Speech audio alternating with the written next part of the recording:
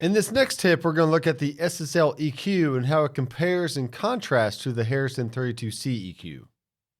So looking at this acoustic track, we can see there's a SSL EQ on the channel strip, and you can also switch between the Harrison 32C EQ. So the Harrison 32C EQ has a high and low pass filter and 4 separate bands, and it's known for its proportional EQ design. As you boost the gain, the Q gets tighter, and as you lower the gain, the Q gets wider. The Harrison EQ can add mojo to your tracks, and it has a sweet top end and subtle saturation.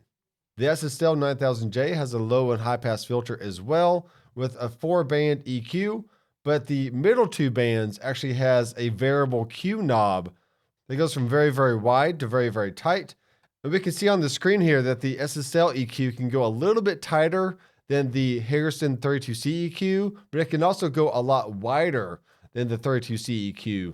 So the SSL EQ is known for transparency and a more surgical option when you need that for your tracks. So let's go ahead and listen to this acoustic guitar and hear what the differences are.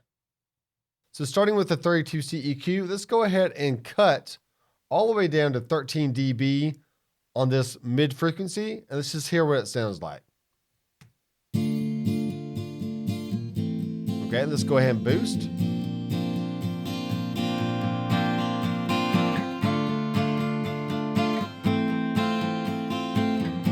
You can hear there's a very wide sweep of sound that we can cut out or boost. But sometimes just a gentle boost is all you need. Okay, let's go ahead and test out the SSL EQ. So on this one, I have the same frequency set to 1.4. We can keep it at the tight Q for now, and then we can adjust the Q to a little bit wider. And the gain can be boost or cut by negative 20 dB.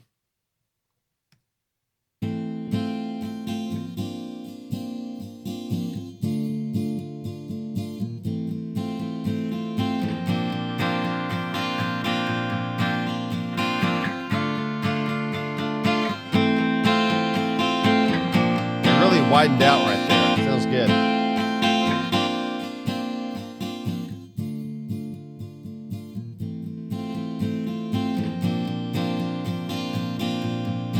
So once again, in this case, just a general boost works for this track, but you can tell there's a really wide or narrow boost or cut that you can get with the SSL EQ.